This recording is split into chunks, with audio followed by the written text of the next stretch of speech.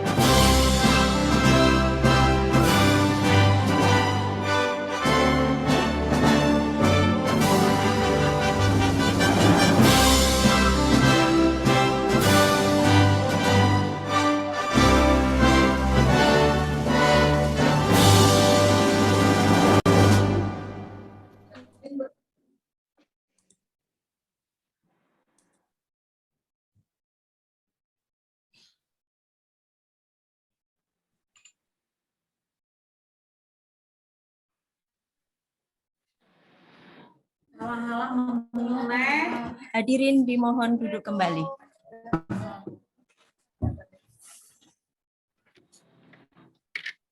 Menginjak acara yang ketiga, yaitu sambutan, yang akan disampaikan oleh Bapak Gina selaku Waka Sarpras SMA Negeri 1 Sumber. Kepada beliau Bapak Gina, kami persilakan.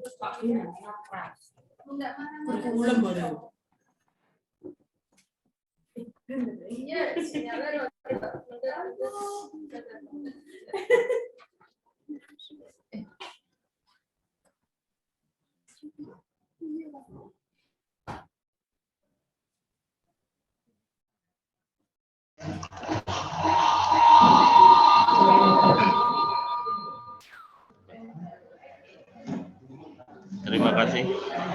Assalamualaikum warahmatullahi wabarakatuh. Waalaikumsalam warahmatullahi Waalaikumsalam Yang warahmatullahi terhormat Ibu Bapak Guru yang mengikuti kegiatan pengimbasan aksi nyata ini. Alhamdulillah pada kesempatan ini kita melaksanakan kegiatan yang akan disampaikan oleh Ibu Eli untuk pengimbasan aksi modul 4 1.4 tentang budaya positif. Harapan kami kegiatan ini bisa menginspirasi teman-teman dan memberikan support pada Ibu Eli yang akan sebagai guru penggerak, sehingga nanti hasilnya akan lebih baik dan memberikan pencerahan pada kami Bapak Ibu guru, khususnya yang ada di SMA Sumber ini. Harapan kami seperti itu, tetap semangat untuk melaksanakan kegiatan CGGP ini, dan saya paham ternyata menguras energi yang luar biasa. Mudah-mudahan selalu tetap sehat, Bu Eli, ya. Siap. Terima kasih, Nanti Bapak. harapan kami ke depannya banyak dari teman-teman guru di SMA Sumber yang ikuti jejak dari Bu Eli. Mudah-mudahan bisa menginspirasi seperti itu. Demikian dari kami, mohon maaf sebelumnya. Terima kasih. Assalamualaikum warahmatullahi wabarakatuh. Waalaikumsalam warahmatullahi wabarakatuh. Waalaikumsalam warahmatullahi wabarakatuh. Terima kasih kepada Bapak Gina selaku Wakakurikulum. Sambutan kedua adalah sambutan dari pengajar praktik calon guru penggerak Angkatan 6 Kabupaten Rembang kepada Bapak Muhammad Sukron SPD MSI. Kami persilakan. Assalamualaikum warahmatullahi wabarakatuh. Waalaikumsalam warahmatullahi wabarakatuh. Wassalatu wassalamu ala asyrofil mursalin sayyidina wa maulana wabarakatuh. Yang saya hormati Bapak Gina selaku Wakasatpas SMA 1 Sumber, yang saya hormati CGP dalam hal ini CGP pendampingan saya, Ibu Eli dan Bu Harum. Bu Harum ada ini, Bu Harum ya? Bu Harum ada ya? Bu Harum. Terus sama Bu Wahyu, sama Pak Arif, dan mungkin yang Bu Mia, Bu Siti Kolibu yang sudah dikatakan peserta pengimbasan pada siang hari ini. Pada kesempatan kali ini saya tidak berkata panjang lebar. Sebetulnya ada beberapa yang ingin saya sampaikan. Yang pertama, acara ini itu sebetulnya acara dari Bu Eli, tetapi sebetulnya saya tidak hanya kalau mengikuti harus Zoom semua, artinya sama CPG yang lain. Tetapi karena Bu Eli kemarin minta saya, dan saya melihat ada semangatnya yang luar biasa, sehingga kami untuk menempatkan untuk acara Zoom ini. Karena pada siang hari ini saya juga ada Zoom meeting berkaitan dengan elaborasi konsep pendampingan individu kedua. Saya sambil dengan pemberkasan sertifikasi sama Bapak Pak Luhasi di SMK saya, sehingga kami sempatkan untuk obrolan, sehingga mungkin nanti ngomongnya tidak terarah. Tapi tidak apa-apa, apapun bentuknya, acara ini adalah kita semangati sebuah upaya untuk pengimbasan yang nilainya positif itu. Pada kesempatan kali ini ada beberapa yang perlu menjadi titik tumpuan terutama dari Bu Eli, bahwa jenengan ini sudah pada tingkat 2 bulan terakhir. 2 bulan terakhir ini, maka ada beberapa yang menjadi fokus ketika Bu Eli sudah ikut penggerak adalah menjadi pemimpin pembelajaran. Menjadi pemimpin pembelajaran pada tingkatan di kelas, karena ini mungkin juga di SMA Sumber itu sudah melaksanakan kurikulum merdeka, juga kami lihat juga kepala sekolahnya juga sudah guru penggerak, maka tinggal satu langkah karena sudah ada CPG juga, mungkin nanti tambah satu lagi, maka tinggal melaksanakan yang namanya sekolah penggerak. Nah ini sudah klop gitu ya, maka ini mungkin menjadi model awal dari SMA 1 Sumber, di mana nanti tinggal beberapa langkah yang tadi yang pertama adalah sudah ada kepala sekolahnya, sudah ada CGP-nya, yang jelas jangan khawatir, Bu Eli, Bu Harum, dan sebagainya. Hari ini Anda ini sudah guru penggerak, bukan CPG lagi, bukan calon. Ya. Anda sudah guru penggerak, ya, jadi bukan CPG lagi, bukan calon, tapi sudah guru penggerak. Nah, kemarin ada beberapa item yang salah satunya adalah ketika yang penting hadir maupun walaupun secara daring, tapi kalau sakit nanti ada semacam pengecualian ya. 3 kali hadir berturut-turut baru tidak lulus, tapi kalau baru sekali enggak gitu ya. Jadi kemarin, dan saya lihat kemarin Bu Eli sama Bu Arum khususnya untuk SMA 1 Sumber itu nilainya sudah saya lihat ranking kedua di antara 12 C3 dampingan saya, ranking kedua. Berarti lulus, insya Allah lulus itu. Nah, itu. Maka nanti Bu Eli sama Pak Gina sama yang lain Bu Wahyu, yang lain juga mungkin nanti pengibasan satu yang jelas adalah menularkan ilmu merdekanya ke kelas-kelas yang lain. Mungkin bahwa sebuah lembaga itu untuk melaksanakan kurikulum merdeka itu yang menjadi tantangan pertama adalah dari top manajernya. Saya lihat di SMA 1 Sumber top manajer tinggal nanti adalah yang menjadi pengibasannya, yang menjadi kolaborasinya yaitu dengan teman-teman sejawat. Itu yang mungkin menurut saya kalau yang muda-muda mungkin bisa, tapi yang agak sepuh-sepuh itu yang mungkin menuntunnya itu harus sabar. Menuntunnya harus sabar seperti dengan mungkin kalau Pak Gina walaupun sudah tua tapi jiwanya muda itu ya. Nah, itu menuntunnya yang itu. Maka dengan adanya konsep DAD yang menuntun itu, maka nanti Bu Eli yang pertama adalah melaksanakan pembelajaran yang menyenangkan sesuai dengan kodrat siswa-siswanya. Yang kedua, setelah melaksanakan pembelajaran yang menyenangkan, yaitu dalam hal ini adalah penyiapkan sarana prasarana. Sarana prasarana amanah sudah lengkap, aman, maka tinggal menyiapkan salah satu yang namanya tadi yang kita bahas hari ini, yaitu namanya budaya positif. Kalau mereka memiliki mindset yang sama tentang kurikulum merdeka, memiliki sarana-sarana yang sama, namun apabila tidak didukung oleh budaya positif, maka juga tidak bisa berjalan lancar. Karena budaya positif ini ikut menopang menjadi penyangganya 3 trisulanya di kurikulum merdeka. Yang pertama adalah kurikulumnya, proyek profil pelajar Pancasila, yang terakhir adalah budaya positifnya. Setelah terbentuk budaya positifnya, maka Bu Eli dan Bu Arif dan teman-teman yang lain atau mungkin Pak Gina dan Pak Arif mungkin tinggal hanya penguatan saja.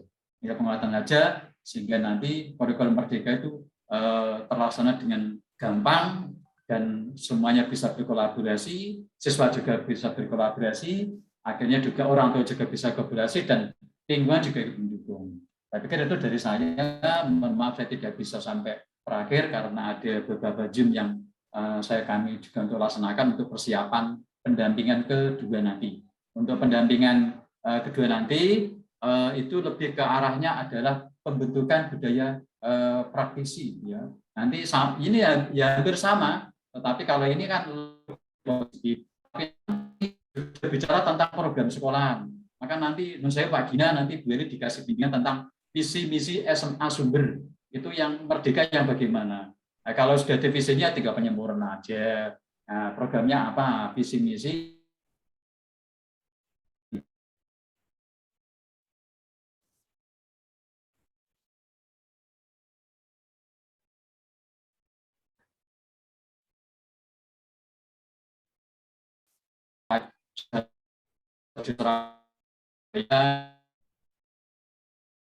ya dampingi dan jatuh itu ya. Saya dampingi jatuh, nabrak atau apa saya tahu. Tapi dan kemarin saya laporkan tidak ada masalah Bu Herum, insya Allah lancar aman tidak ada apa-apa. Nanti kita tunggu di PI yang kedua. Saya pikir mungkin saya izin juga pamit. Saya akhiri dulu. Wassalamualaikum warahmatullahi wabarakatuh. Waalaikumsalam warahmatullahi wabarakatuh. Terima kasih Pak Sukron. Ya, oke, semangat. Terima kasih Pak Sukron. Terima kasih atas sambutan yang diberikan dari Bapak Sukron kepada kami. Menginjak acara yang keempat, yaitu pemaparan materi pembahasan modul 1.4 budaya positif yang akan disampaikan oleh calon guru penggerak Angkatan 6 SMA Negeri 1 Sumber kepada Ibu Sri Khairiyatin, SPD. Kami persilahkan.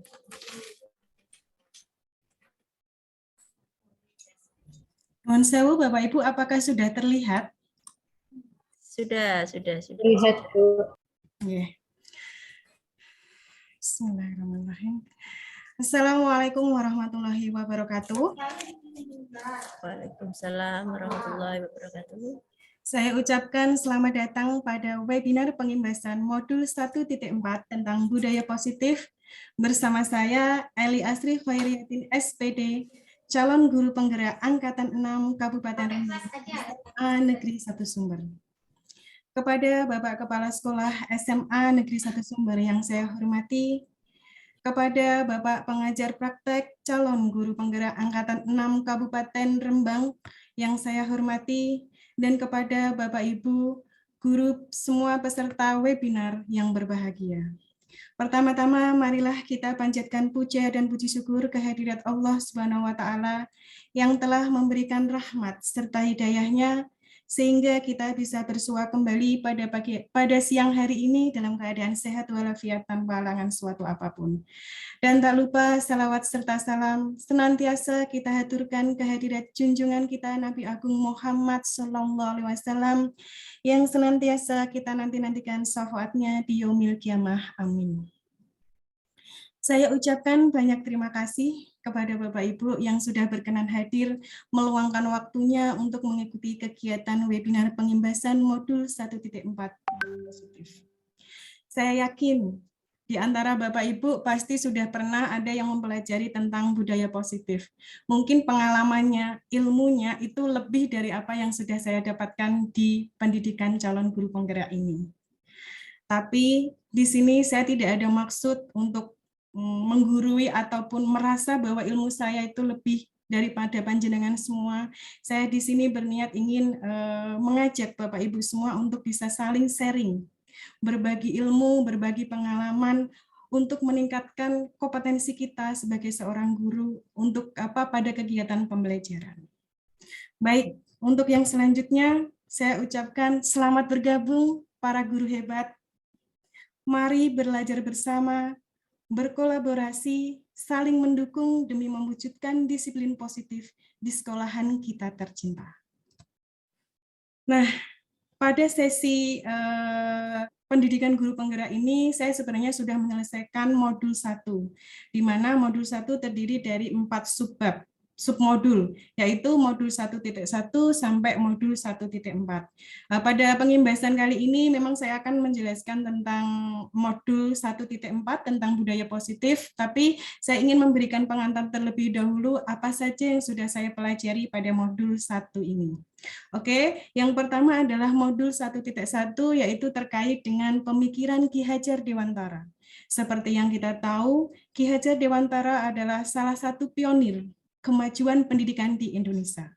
Menurut Ki Hajar Dewantara, pendidikan bertujuan untuk menuntun segala kodrat, baik kodrat alam dan kodrat zaman yang ada pada anak-anak, agar mereka dapat mencapai keselamatan dan kebahagiaan yang setinggi-tingginya. Nah, di sini ada perubahan mindset atau perubahan pemahaman setelah saya mempelajari modul 1.1. Awalnya, saya percaya tentang murid dan pembelajaran di kelas saya. Ini sebelum saya mempelajari modul 1.1 itu yang pertama adalah teacher center, di mana guru mempunyai peran yang sangat dominan atau sangat besar dalam kegiatan pembelajaran. Kemudian yang kedua, rata-rata peserta didik itu kurang aktif dalam pembelajaran. Kemudian untuk yang ketiga adalah target utama pencapaian materi dan hanya pencapaian materi dan juga KKM. Kemudian saya akan merasa gagal jika banyak peserta didik yang mendapatkan nilai tidak tuntas. Nah, fokus utama saya saat mengajar itu adalah kelas tertib, peserta didik disiplin, dan memperhatikan pembelajaran. Kemudian saya pribadi kurang memahami apa kodrat alam peserta didik. Dan dalam garis besarnya itu adalah karakter dari peserta didik itu sendiri. Nah, setelah saya mempelajarinya, perubahan dari pemikiran atau perilaku saya setelah mempelajari modul 1.1 adalah sebagai berikut. Yang pertama adalah student center, yaitu pembelajaran yang berpusat pada anak. Kemudian saya sebagai seorang guru memberi kesempatan dan kebebasan kepada peserta didik untuk berpendapat, memotivasi untuk peserta didik aktif dalam pembelajaran. Target utama saya tidak lagi hanya ketuntasan nilai peserta didik, tapi rasa nyaman, rasa bahagia saat saat kegiatan pembelajaran tersebut dilaksanakan. Tentunya kebutuhan murid kita dapat terpenuhi dalam kegiatan belajar. Kemudian saya menghargai setiap karakteristik belajar anak. Kemudian yang terakhir adalah pembelajaran yang kreatif dan inovatif serta menyenangkan bagi peserta didik. Ini yang perubahan mindset yang saya dapatkan setelah saya mempelajari modul 1.1. Nah, ini salah satu aksi nyata saya. Ada beberapa foto-foto. Ini terkait dengan kegiatan menuntun, kemudian kita bisa menjadi kebersamaan anak, kemudian sesuai dengan kodrat zaman, yaitu menggunakan kuis melalui HP anak, kemudian membuat anak itu aktif dalam pembelajaran dengan melakukan kegiatan praktikum. Nah, ini adalah beberapa contoh aksi nyata yang sudah saya lakukan. Kemudian untuk yang kedua, yaitu modul 1.2, yaitu tentang nilai dan peran guru penggerak. Di sini nilai guru penggerak adalah sesuatu yang diharapkan itu dimiliki oleh Bapak Ibu guru. Yang pertama, berpihak pada murid. Yang kedua, mandiri. Yang ketiga, reflektif. Yang keempat, kolaboratif. Kemudian yang kelima adalah inovatif. Nah, itu tadi adalah nilai-nilai guru penggerak yang diharapkan dimiliki oleh Bapak Ibu guru semua. Kemudian peran guru penggerak, ini ada yang pertama, menjadi pemimpin pembelajaran. Kemudian mewujudkan kepemimpinan murid, mendorong kolaborasi, menjadi coach bagi guru yang lain, dan juga yang terakhir adalah menggerakkan komunitas praktisi. Nah, ini ada beberapa aksi nyata, ini adalah dokumentasi diambil saat kemarin pelaksanaan P5 di SMA Negeri 1 Sumber. Baik, untuk yang selanjutnya adalah modul 1.3 tentang visi guru penggerak. Di sini saya mempunyai visi, yaitu mewujudkan peserta didik yang religius, cerdas, kreatif, inovatif, dan berbudi pekerti luhur. Nah, untuk mewujudkan visi saya itu kita perlu adanya pernyataan prakarsa perubahan, yaitu tentunya melaksanakan proses pembelajaran dan pendidikan yang religius, kreatif, inovatif, terampil, mandiri, dan tentunya yang menyenangkan. Nah, hal tersebut akan kita peroleh atau kita dapatkan, kita wujudkan itu dengan yang namanya inquiry apresiatif Bagja. Nah, inquiry apresiatif sendiri adalah manajemen perubahan yang kolaboratif dan berbasis kekuatan. Pendekatan inquiry apresiatif dapat dimulai dengan mengidentifikasi hal baik apa yang telah ada di sekolah.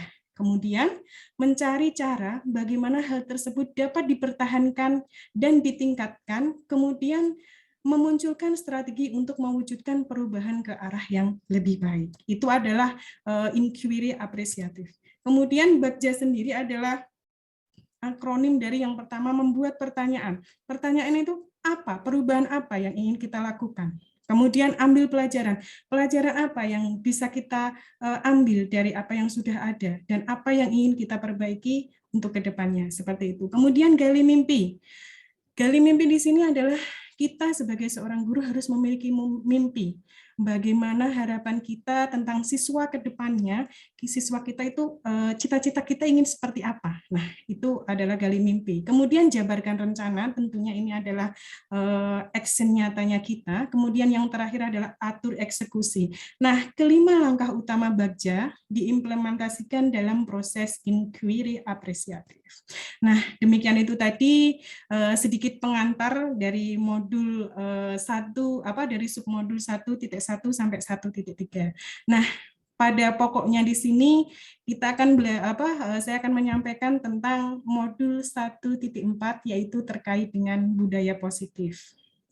Nah, budaya positif sendiri itu adalah nilai-nilai, keyakinan-keyakinan, dan kebiasaan-kebiasaan di sekolah yang berpihak pada murid agar murid dapat berkembang menjadi pribadi yang kritis, penuh hormat, dan bertanggung jawab. Nah, di sini ada konsep utama modul budaya positif, itu ada 7. Yang pertama adalah perubahan paradigma belajar, yang kedua adalah disiplin positif, yang ketiga adalah kebutuhan dasar manusia, yang keempat adalah motivasi perilaku manusia, yang kelima adalah posisi kontrol restitusi, yang keenam adalah keyakinan kelas, kemudian yang terakhir adalah segitiga restitusi. Nah, demikian itu tadi konsep utama yang akan kita pelajari pada budaya positif. Nah, yang pertama adalah tentang pembelajaran dengan paradigma baru. Saya yakin Bapak Ibu guru pasti sudah paham ya apa itu pembelajaran dengan paradigma baru. Pembelajaran dengan paradigma baru dirancang berdasarkan prinsip pembelajaran yang terdiferensiasi sehingga setiap siswa belajar sesuai dengan kebutuhan dari tahap perkembangan untuk mewujudkan profil pelajar Pancasila. Nah, membahas tentang profil pelajar Pancasila, di sini terdiri dari 6 dimensi. Apa saja Bapak Ibu? Oke, silakan Bu Mia. Yang pertama, open mic Bu. Open mic dulu Bu. Oke, yang pertama adalah beriman Dan bertakwa. Bertakwa kepada Tuhan Yang Maha Esa dan berakhlak mulia. Kemudian yang kedua, kebinekaan global. Kemudian yang ketiga, bergotong royong. Kemudian yang keempat, kreatif, bernalar kritis, dan juga yang terakhir adalah mandiri. Ya, seperti itu. Baik. Nah, yang selanjutnya adalah tentang disiplin positif. Dalam budaya kita, yang sering kita tahu apa itu disiplin? Menurut panjenengan semua, disiplin itu apa? Ya, silakan Bu Uun, apa itu disiplin Ibu menurut panjenengan?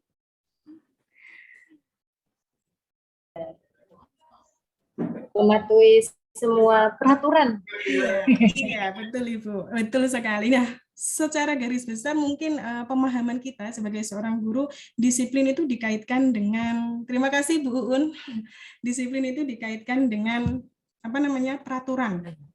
Ya, seringnya peraturan, anak harus mematuhi peraturan. Nah, dalam budaya kita kata disiplin dimaknai menjadi sesuatu yang dilakukan seseorang pada orang lain untuk mendapatkan kepatuhan. Kita cenderung menghubungkan kata disiplin dengan ketidaknyamanan. Jadi kadang ada beberapa anak yang merasa tidak nyaman dengan peraturan-peraturan yang ada di sekolah, seperti itu. Nah, di sini sebagai pendidik, tujuan kita adalah menciptakan anak-anak yang memiliki disiplin diri sehingga mereka bisa berperilaku dengan mengacu pada nilai-nilai kebajikan universal dan memiliki motivasi intrinsik bukan motivasi ekstrinsik. Ya, apa itu motivasi intrinsik dan ekstrinsik? Apa? Kira-kira apa Bapak Ibu? Motivasi dari dalam. Wah, luar biasa sekali. Ini guru bahasa Indonesia, jadi tahu ya. Dari dalam apa, Ibu? Dalam diri. Apa yang disampaikan oleh Ya. motivasi intrinsik adalah motivasi dari dalam dirinya. Jadi diharapkan di sini anak itu mempunyai motivasi yang muncul dari dirinya, bukan motivasi yang muncul dari atas ada dorongan dari luar. Misalnya anak belajar karena dia sadar bahwa belajar adalah merupakan kebutuhannya, bukan karena dia anak tersebut belajar karena ingin mendapatkan ranking 1, karena ingin dipuji sama guru, karena ingin mendapatkan hadiah. Nah, mendapatkan hadiah, dipuji sama guru, ini adalah motivasi ekstrinsik. Nah, ini tugas kita sebagai seorang guru itu harus memunculkan yang namanya motivasi intrinsik dari anak. Nah, yang terakhir, disiplin positif merupakan salah satu cara penerapan disiplin yang bertujuan untuk menumbuhkan kesadaran serta memberdayakan anak untuk melakukan sesuatu tanpa sogokan, ancaman, maupun hukuman. Ini yang disebut dengan motivasi intrinsik. Baik, nah yang selanjutnya yang perlu kita pahami sebagai seorang guru itu adalah kebutuhan dasar manusia. Ini tidak hanya kebutuhan murid saja, tapi juga kita. Sebagai seorang guru juga memiliki kebutuhan dasar ini. Nah, kebutuhan dasar yang pertama itu adalah bertahan hidup. Di sini tentang kebutuhan fisiologisnya kita, yaitu sandang, papan, pangan. Nah, itu namanya adalah kebutuhan bertahan hidup. Kemudian kebutuhan kasih sayang dan rasa diterima. Ini busum ini biasanya sangat apa namanya butuh sekali kasih sayang ini, ya Bu ya. Kok saya Iya. sayang dan rasa diterimanya ini loh ya enggak. Oh gitu.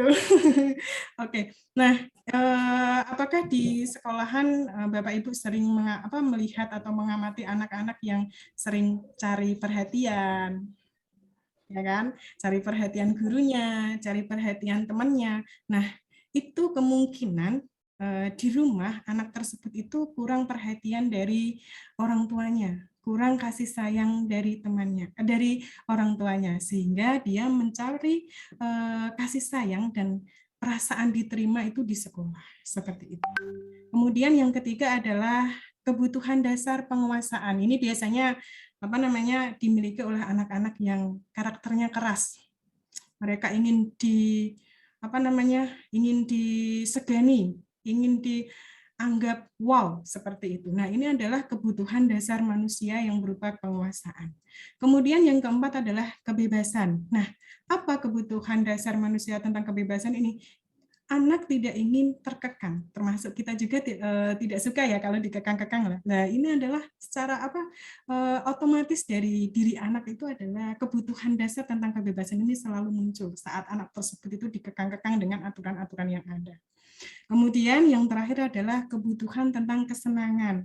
Nah, apa itu kebutuhan tentang kesenangan? Di sini contohnya misalnya anak kita menjelaskan pembelajaran, ada saat kegiatan pembelajaran ada anak yang sedang bersenda gurau dengan temannya. Nah, ini apa yang dilakukan oleh anak tersebut itu untuk memenuhi kebutuhan anak terhadap kesenangan.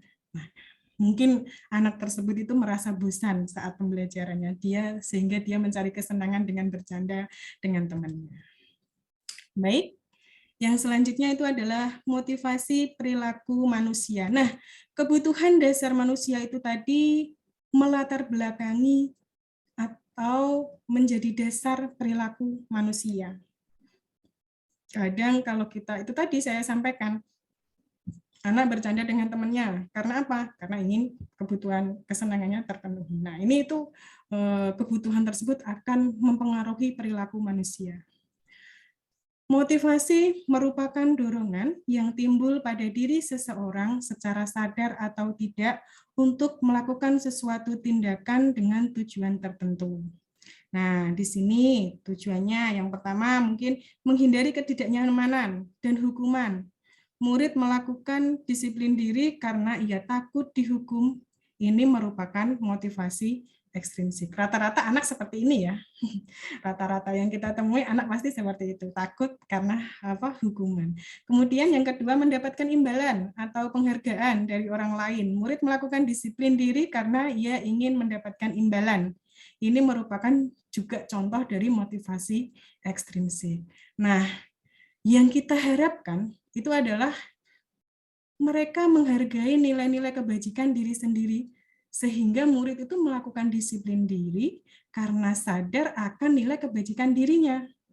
Nah, inilah yang perlu ataupun menjadi tugas kita semua sebagai Bapak Ibu guru untuk membantu anak agar memunculkan motivasi intrinsik itu pada diri anak.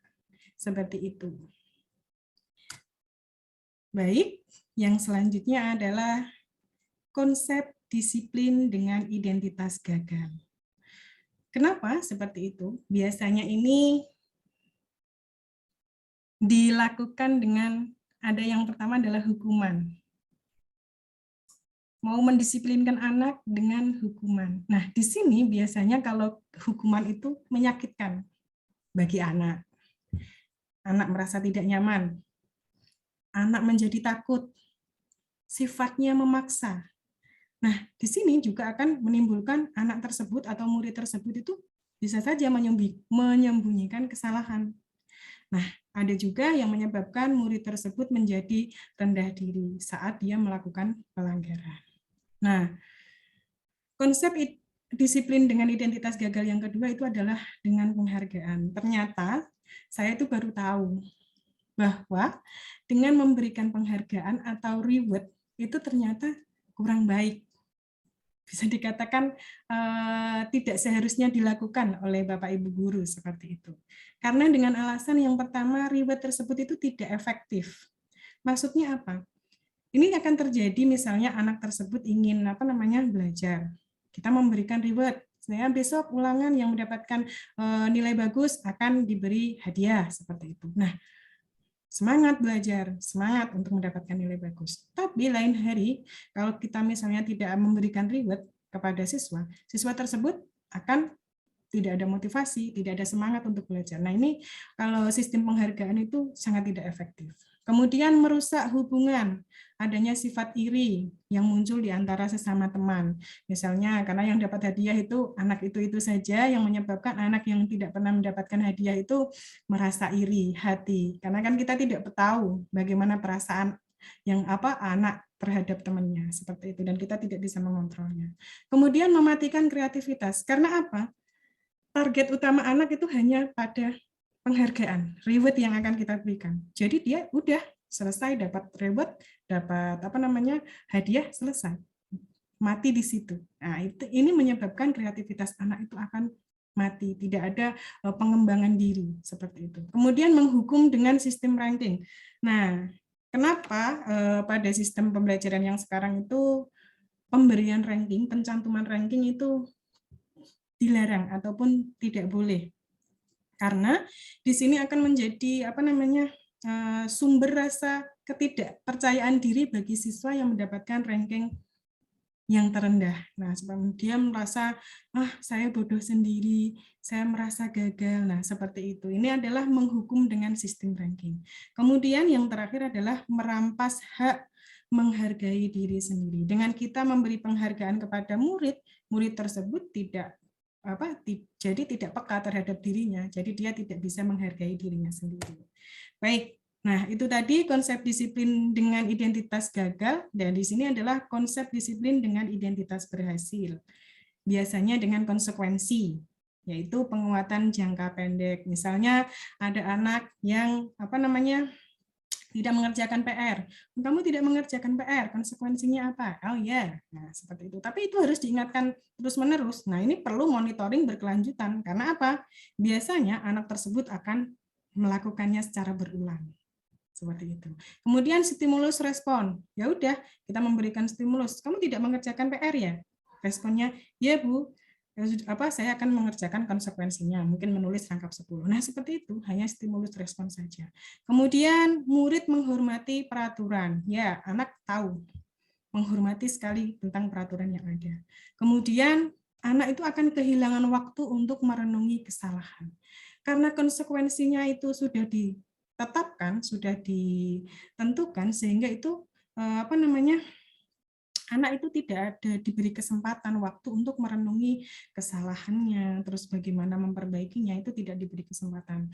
Nah, di sini materi baru yang saya dapatkan pada kegiatan pendidikan calon guru penggerak itu yang namanya restitusi. Nah, restitusi ini yang pertama adalah murid bertanggung jawab untuk perilakunya. Jadi, kalau murid merasa melakukan kesalahan, dia akan bertanggung jawab akan kesalahannya. Kemudian fokus pada masalah jangka panjang, yaitu kalau misalnya sekarang melakukan kesalahan, diharapkan ke depannya dia tidak mengulangi lagi. Kemudian murid menghormati dirinya dan orang lain.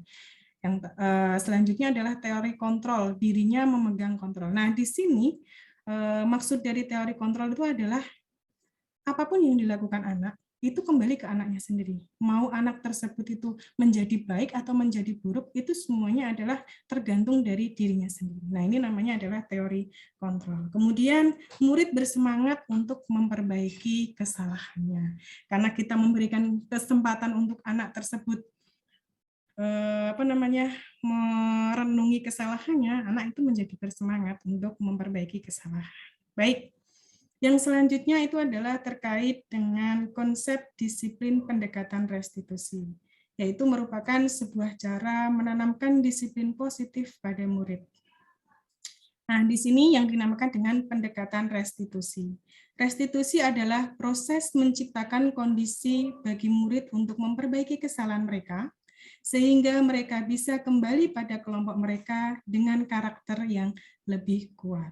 Nah, seperti itu. Ini adalah pendekatan restitusi yang ada. Nah, ciri-cirinya, ciri-ciri restitusi itu yang pertama, bukan menebus kesalahan.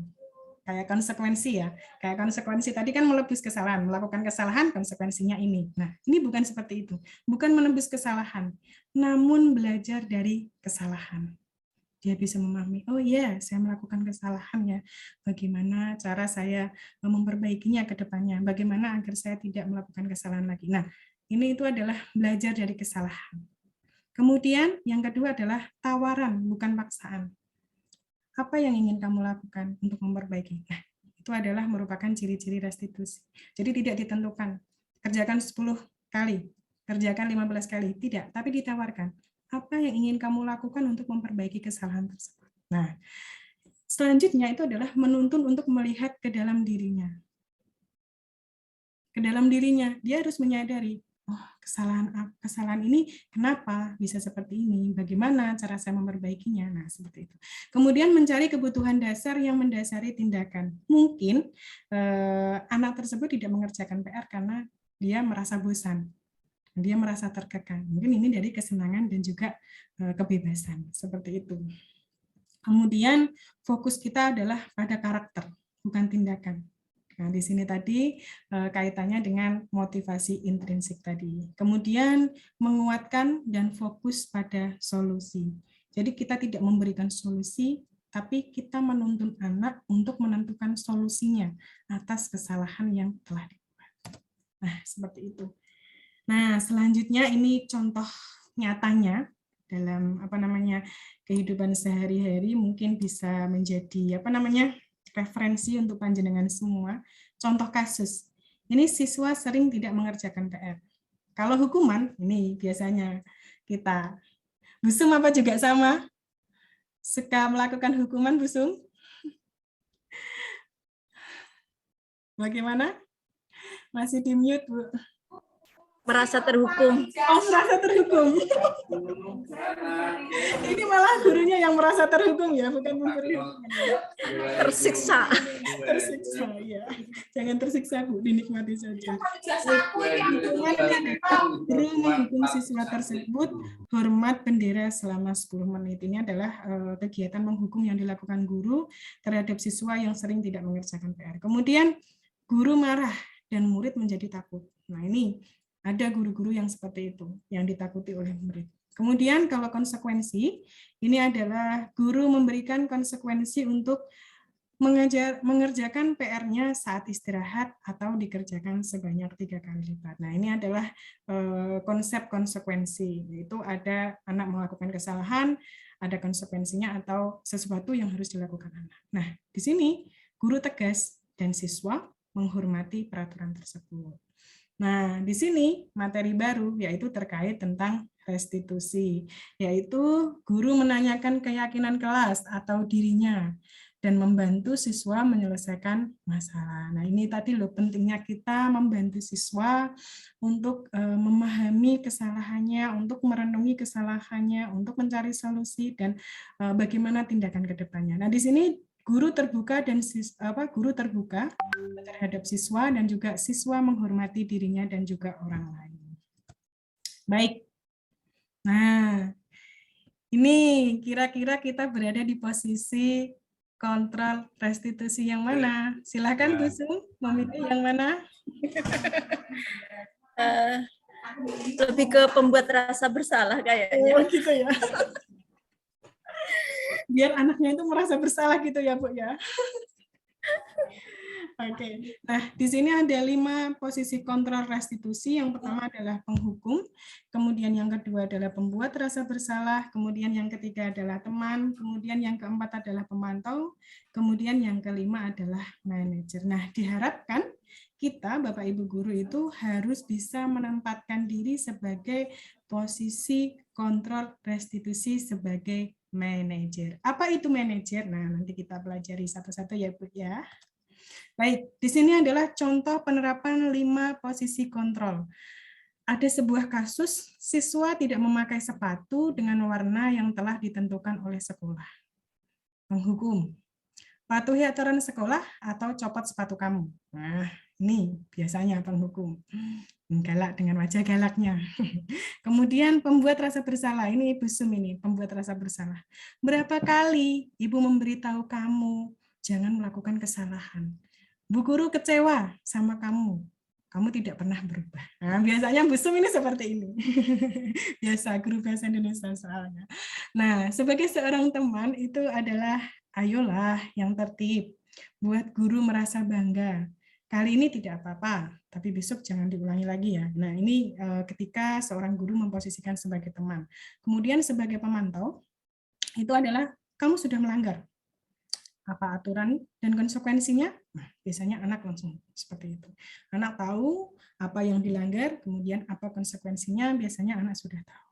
Kemudian, nah ini yang terakhir itu diharapkan kita sebagai seorang manajer, yaitu kita membimbing anak. Apakah kamu tahu kesalahanmu? Ya, Bu. Saya memakai sepatu warna putih di hari Senin yang seharusnya menggunakan warna sepatu hitam. Kira-kira bagaimana kamu akan memperbaiki kesalahan ini? Nah, ditanyakan. Bisa jadi nanti sebenarnya ada anak yang tidak sengaja. Memang ada beberapa anak yang sengaja menggunakan warna sepatu yang berbeda. Tapi mungkin ada anak yang tidak sengaja. Karena apa?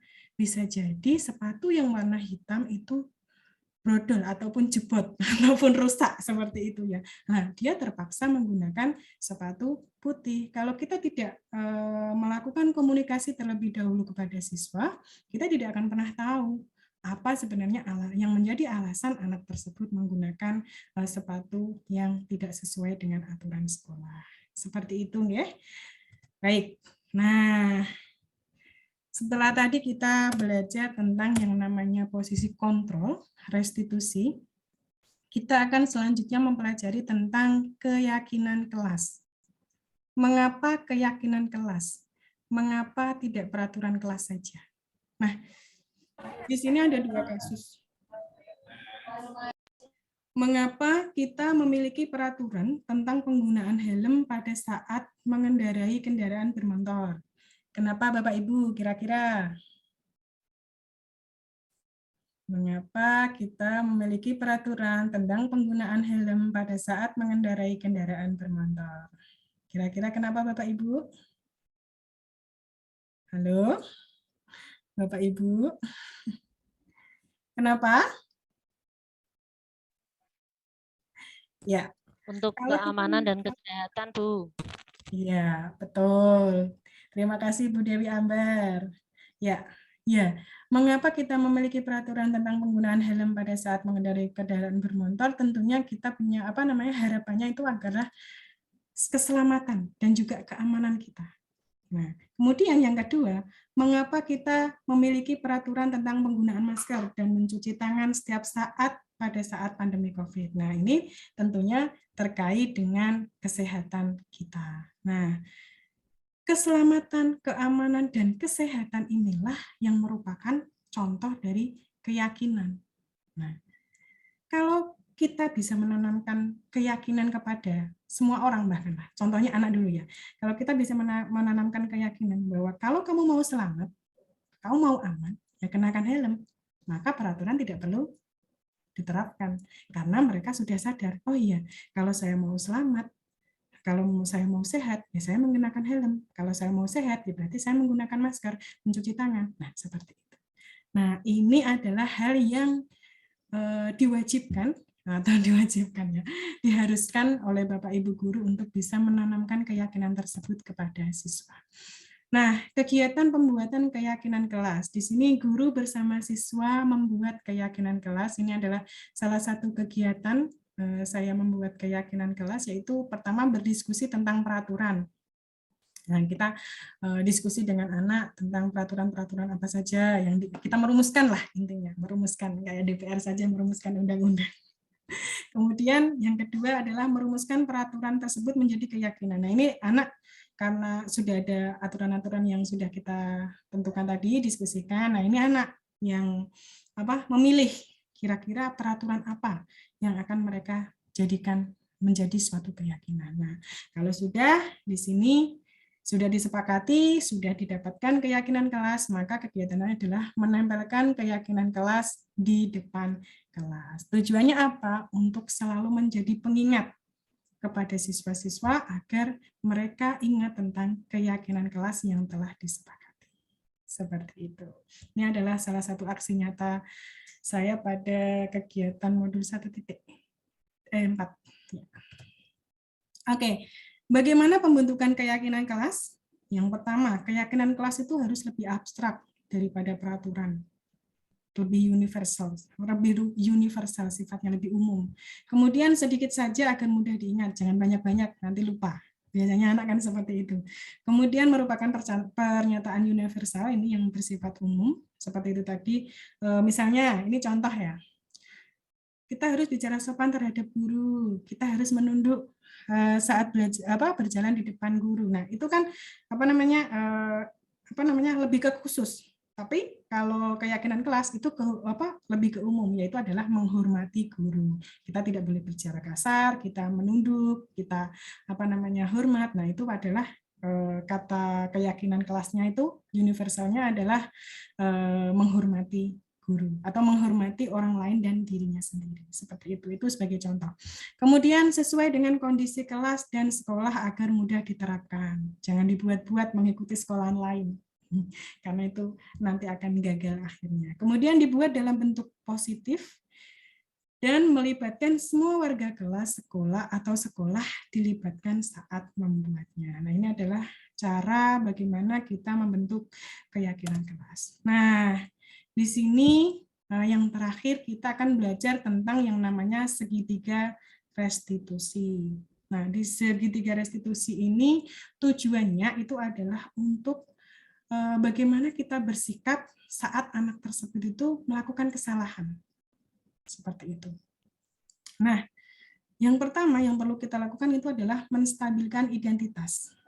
Kita semua akan melakukan hal terbaik yang bisa kita lakukan. Misalnya kita mengucapkan seperti itu. Nah, kita harus menstabilkan identitas anak. Biasanya anak yang melakukan kesalahan kan dia akan takut, kemudian dia akan malu karena sudah melakukan kesalahan. Nah, ya ada yang seperti itu, ada yang tidak juga. Tergantung siswanya. Tapi kita sebagai seorang guru harus berusaha untuk menstabilkan terlebih dahulu identitasnya agar dia tidak kehilangan percaya diri. Kemudian yang kedua adalah validasi tindakan yang salah. Nah, pasti apapun yang dilakukan anak, kesalahan apapun yang dilakukan anak, pasti ada latar belakangnya. Seperti itu. Nah, kita harus memvalidasi dulu tindakan yang salah dan apa penyebabnya, kenapa dia melakukan hal itu. Nah, kemudian yang terakhir itu adalah menanyakan keyakinan kelas. Nah, keyakinan kelas ini adalah kita semua memiliki motivasi internal, yaitu tadi terkait dengan motivasi yang muncul dari dirinya. Kita membantu anak untuk mencari solusi akan masalah yang ditimbulkan. Nah, di sini saya sudah pernah praktek tentang segitiga restitusi. Saya ingin menampilkan, ya. Mungkin Bapak Ibu guru nanti bisa memperhatikannya. Sebentar, saya tampilkan terlebih dahulu. Nah, ini segitiga restitusi ini saya praktekkan kemarin tagihan pada 1.4 juga. Ini dengan siswa saya. Itu dia melakukan kesalahan dengan menonton film Korea. Saat siswa-siswa itu saya beri tugas, beri kuis atau pretest berupa kuis mengerjakan HP, tapi anak ini itu malah bermain melihat film Korea. Nah, kita lihat ya Bu ya, apa yang sudah saya praktekkan dengan siswa saya. Selamat siang Lisa. Siang Bu. Lisa, tadi Ibu lihat kamu sedang menonton drama Korea saat Ibu meminta kalian untuk mengerjakan kuis materi alat ukur dan fungsinya. Mengapa hal itu bisa terjadi? Iya Bu, maaf. Tadi saya sudah selesai mengerjakan soal kuisnya Bu. Jadi saya iseng menonton drama Korea Bu. Oh, seperti itu. Mungkin ada yang lain? Saya sebenarnya tidak bermaksud menonton drama Korea Bu. Tetapi saya setelah pulang sekolah sekolah HP saya dikumpulkan ke pengurus pondok, Bu, karena saya sedang tinggal di pondok pesantren sehingga waktu saya bermain HP jadi berkurang, Bu. Baik, apa kamu tahu kalau kamu dalam masalah sekarang? Iya, Bu. Baiklah, Ibu di sini bukan untuk mencari siapa yang salah. Kita di sini untuk mencari penyelesaian bersama, berpikir bersama tentang apa yang bisa kita lakukan untuk memperbaiki situasi ini. Kamu pasti melakukan hal itu ada alasannya, kan? Pasti enak ya menonton drama Korea. Tentunya lebih menarik daripada belajar. Iya, Bu. Ya, Ibu bisa lihat. Tadi kalau kamu merasa senang melakukannya, sampai kamu terlihat senyum-senyum sendiri. Karena menonton drama Korea lebih seru. Tetapi kamu juga melakukan hal itu merugikan orang lain. Selain kamu jadi tidak fokus pada pelajaran, teman kamu juga merasa terganggu dengan suara HP kamu karena mereka sedang mengerjakan soal kuis.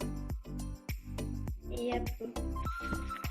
Baik, sekarang mari kita bicara tentang keyakinan kelas kita. Apa yang kita percaya dan mana yang belum kamu tunjukkan? Kita harus saling menghargai dan menghormati, Bu. Betul sekali. Kau masih ingat dengan keyakinan kelas kita. Nah, sekarang kita kembali saat kamu menonton drama Korea tadi. Apakah ketika kamu menonton drama Korea tadi, kamu sudah menghormati orang lain dan diri kamu sendiri? Tidak, Bu.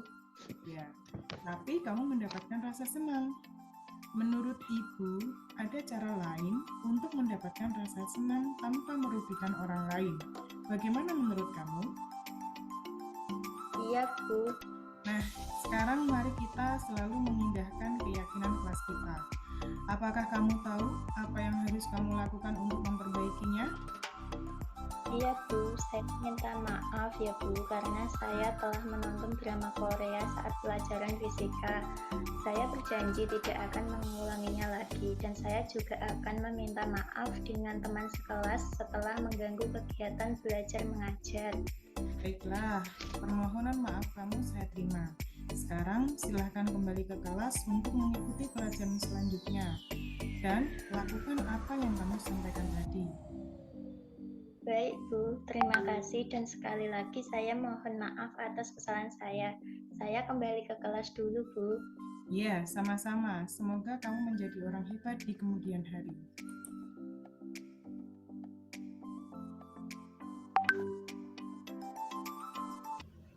Assalamualaikum warahmatullahi wabarakatuh. Nama saya Lisa Amelia dari kelas E4. Menurut saya, setelah melaksanakan kegiatan praktik segitiga restitusi, saya merasa senang. Karena saat kita membuat kesalahan, kita tidak langsung disalah-salahkan dan dimarahi oleh ibu bapak guru. Tapi kita dibantu untuk menyadari kesalahan kita dan mencari solusi untuk memperbaiki kesalahan tersebut. Sekian pendapat saya. Terima kasih. Wassalamualaikum warahmatullahi wabarakatuh. Nah, itu tadi salah satu contoh penerapan segitiga restitusi saat ada siswa yang melanggar atau melakukan kesalahan.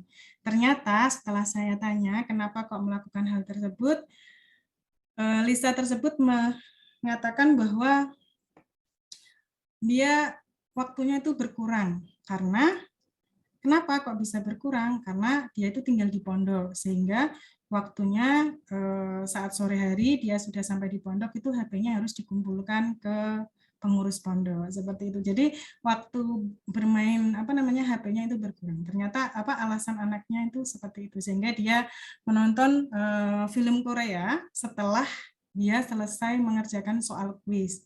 Sedangkan menunggu teman yang lain, maksudnya seperti itu. Oke.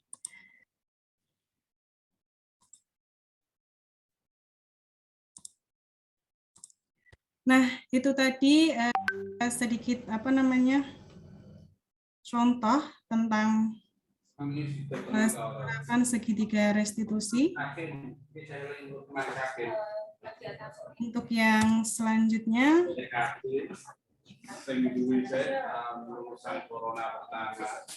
saya ucapkan terima kasih atas perhatiannya. Demikianlah presentasi pemaparan dari modul 1.4 dari saya. Semoga mungkin nanti ada masukan ataupun saran dari Bapak Ibu guru semua. Saya tunggu sarannya mungkin atau mungkin ada yang mau didiskusikan. Terima kasih waktu dan tempat saya kembalikan kepada moderator. Terima kasih kepada Bu Eli sebagai inspirator kami. Semoga ilmu yang disampaikan bermanfaat. Amin. Acara berikutnya adalah sesi tanya jawab. Kami persilakan kepada peserta webinar, mungkin kalau ada yang mau ditanyakan, kami persilakan.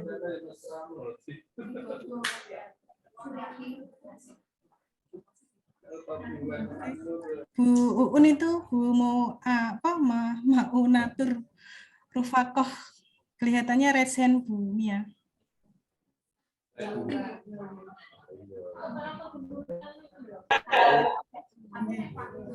Baik, kepada Ibu, silakan Bu Atur. Bu Atur. Bu U2N itu Bu. Kenalan dulu Bu. Dari mana Bu? Oh iya. Saya Bu Un, Bu. Oke, selamat siang Bu Un, monggo silakan. Selamat siang. Assalamualaikum warahmatullahi wabarakatuh. Waalaikumsalam warahmatullahi wabarakatuh. Ini berisik ini karena Bu. terdengar mboten nggih? Terdengar Bu. Ya, terdengar Bu. Ini ada, saya mau menanyakan ini Bu El. Nggih, silakan. Sangat luar biasa ya pemaparannya. Saya juga asumsinya panjenengan itu juga sama seperti saya. Siswanya pengen ya pokoknya perfect gitu ya. Siswanya biar disiplin, pokoknya manut kita seperti itu. Nah, ini apa yang ingin saya tanyakan. Ini kan saya belum mengikuti program guru penggerak.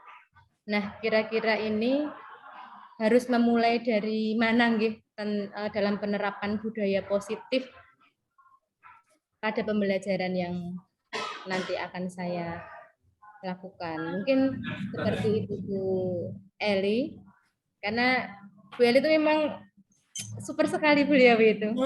PPG juga Masya Allah, saya luar biasa. Beliau sangat menginspirasi juga Bu. Benar yang dikatakan Bu Mia ya, menginspirasi. Sangat menginspirasi saya. Beliau itu luar biasa bagi saya. Dan ini sama saya aja, Bu. dikasih kesempatan seperti ini pun saya sangat langsung tawaran beliau itu langsung oke, insya Allah saya bisa, saya seperti itu Bapak Ibu. Jadi memang beliau itu sangat luar biasa bagi saya. Mungkin itu dari saya Bu El.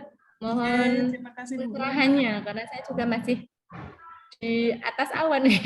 Di atas awan. Matur nuwun. Wassalamualaikum warahmatullahi wabarakatuh.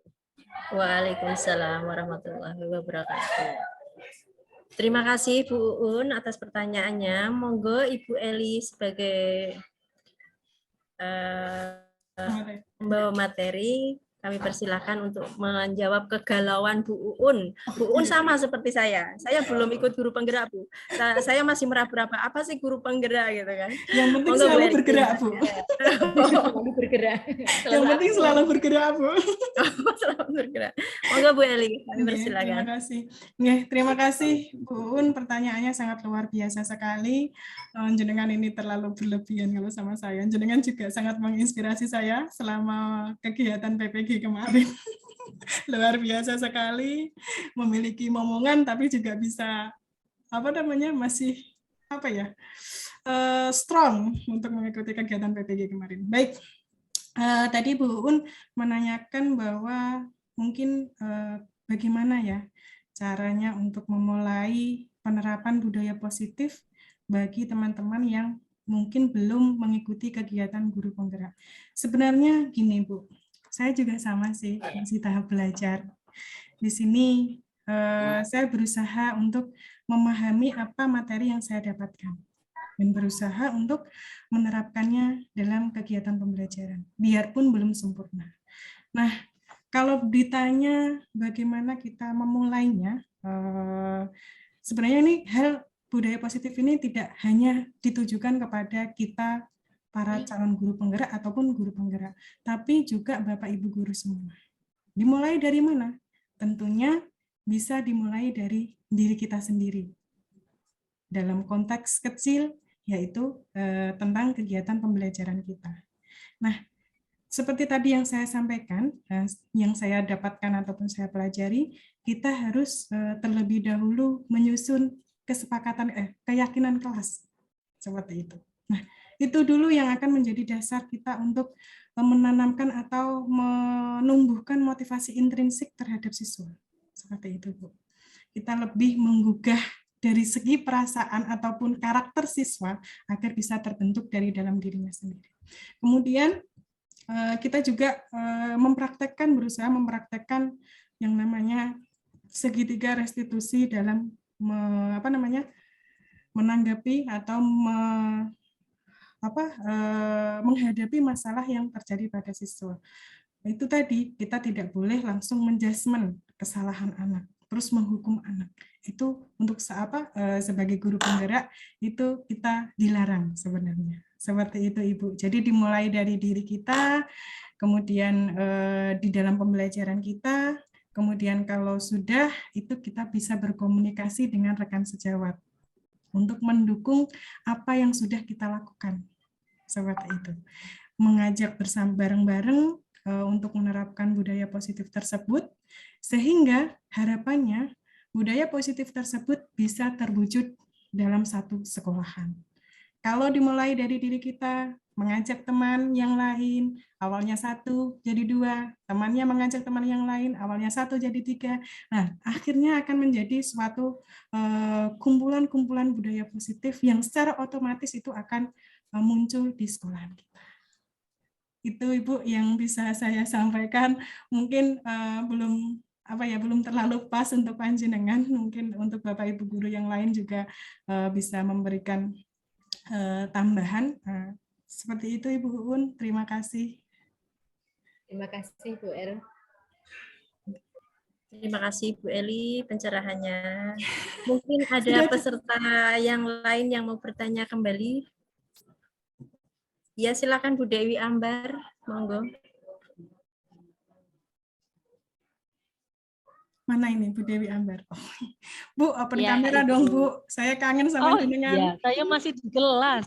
Nggak apa-apa, Sebentar, saya pengen saya meet up sama izin jenengan. dulu ya. Iya.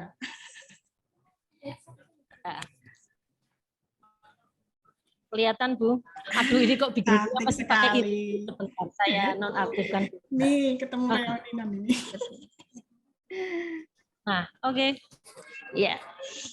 Assalamualaikum warahmatullahi wabarakatuh. Waalaikumsalam warahmatullahi wabarakatuh. Ya, Bapak Ibu semua, perkenalkan saya Dewi Ambar Lestari. Saya dari SMK TKM Teknik Taman Siswa Purworejo.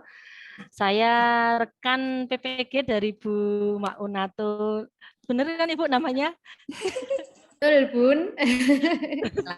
Bu Eli, Bu Sayekti, dan teman-teman yang lain yang bergabung di sini.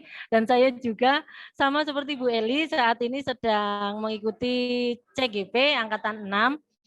Dan saya excited sekali tadi dikasih informasi dari Bu Eli untuk mengikuti seminarnya Bu Eli, karena ini sangat menginspirasi betul apa yang disampaikan Bu Mia, Bu Un juga. Dan ini juga jadi referensi saya. Saya lihat PPT-nya luar biasa, bagus sekali Bu Eli. Di sini saya tidak akan banyak bertanya Bu, hanya memberikan apresiasi. PPT-nya sudah bagus, semuanya sudah bagus, dan Bapak Ibu, saya ingin memberikan semangat juga untuk yang lain. Semoga yang lain dari apa yang disampaikan Bu Eli bisa memetik hikmahnya, dan mari sama-sama kita mempraktekkan segitiga restitusi dari yang disampaikan Bu Eli. Karena di SMK saya praktek baru sedikit Bu, karena ini tidak bisa kita langsung katakanlah satu angkatan ada 50 anak yang bermasalah terus kita selesaikan begitu saja, tidak bisa, juga kita terikat oleh waktu ya. kita mengajar juga. Saya coba praktek kepada 4 anak dan alhamdulillah semuanya ada dampak positifnya. Dulu saya CGP itu sebenarnya ya sama, ada banyak kendala juga, dipandang sebelah mata, dan dari apa yang saya praktekkan tadi pagi saya sebelum upacara ada rekan yang menanyakan kepada saya, Bu Ambar, ada anak yang biasanya tidur di kelas kok ini bisa tersolusikan, Bu Ambar pakai metode apa sih gitu. Wah, luar biasa sekali. Tepuk tangan untuk semangat yang luar biasa. Keren, Saya bilang keren. gini, Ibu besok ikut seminar saya itu ada segitiga restitusi, kita pakai itu, nanti Ibu bisa praktekkan. Dan semoga rekan-rekan yang semua bisa mempraktekkan itu karena kita sebagai pendidik usahakan bisa menyelesaikan masalah tanpa masalah, Bapak Ibu. Ya, siap. Kadang kita menyelesaikan masalah Kayak justru penggadian itu ya Bu ya menimbulkan berarti. masalah yang lebih besar. Kayak penggadian ya. Kayak penggadian. Karena kadang kita menyelesaikan masalah Bapak Ibu, tapi justru anak tersebut malah lebih bermasalah lagi. Bahkan lebih buruknya lagi dia nggak mau sekolah. Ketika kita tegur malah justru dia nggak mau sekolah, dan malah yang lebih parah lagi dia milih resign dari sekolah tersebut karena dirasa guru-gurunya dan lingkungannya tidak nyaman. Begitu Bapak Ibu. Iya. Jadi, saya punya apresiasi luar biasa Bu Eli. Semangat, sehat selalu ya Bu. Semoga diberi kelancaran. Terima kasih. Terima kasih. Begitu saja ya Bu. Mohon maaf jika ada kata yang kurang berkenan. Terima kasih. Assalamualaikum. Waalaikumsalam warahmatullahi wabarakatuh. Waalaikumsalam warahmatullahi wabarakatuh. Terima kasih Bu Ambar atas Ambar. tanggapannya, atas masukan ataupun tambahan dari apa yang sudah disampaikan oleh Bu Ambar, sangat luar biasa sekali. Ini juga rekan saya seperjuangan. Nggih, terima kasih. Mungkin cukup Bu Sum karena mengingat waktu. Oke, terima kasih atas waktunya Bapak Ibu mengikuti webinar pada siang hari ini. Mohon maaf jika ada kekurangan ataupun kesalahan teknis yang tadi awal mulai, terus itu kami mohon maaf. Terima kasih buat penanya, terima kasih buat pemateri, terima kasih semuanya. Acara penutup hari ini, mari kita tutup acara kegiatan pada pagi hari ini, pada siang hari ini dengan bacaan Alhamdulillah bersama-sama. Alhamdulillahirrahmanirrahim.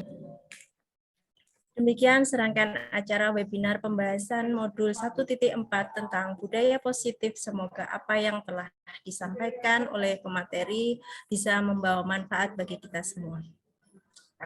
Saya selaku pembawa acara mohon maaf yang sebesar-besarnya apabila ada kesalahan yang saya sengaja ataupun tidak saya sengaja. Akhir kata, wabillahi taufiq wal hidayah, waridho wa inayah, wassalamualaikum warahmatullahi wabarakatuh. Waalaikumsalam warahmatullahi wabarakatuh. Terima kasih Bapak Ibu semua. Sama-sama. Foto Terima bersama. kasih. Foto bareng Bu El. Live. Fotonya. Eli foto bareng. Mohon Bapak Ibu untuk bisa Bareng. open kamera. Saya mau ngambil foto. Mohon maaf Bapak Ibu bisa open kamera. Saya mau ambil foto terlebih dahulu. Hai Bapak ganteng, Bapak Arianto. Nggih, saya ambil foto dulu nggih, mungkin gaya tercantiknya. Maaf. Gaya tercantik dan tergantengnya ya. Alah, aku tak pateni ya. Alah. Itu rupamu. Nggih. Aku rapat saya terus ambil dulu, gambar no. dulu nggih. Yang terganteng Pak Ganjar. Pak Ganjar itu di depanmu. Ngaten nggih. Seksi Pak Tono Pak Mani. Oke, terima kasih Bapak Ibu semua Ya. atas waktu yang telah diberikan. Saya mohon maaf, saya mohon undur diri. Saya akhiri nggih Bapak Ibu. Terima kasih sekali. Assalamualaikum warahmatullahi wabarakatuh. Waalaikumsalam warahmatullahi wabarakatuh. Waalaikumsalam warahmatullahi wabarakatuh.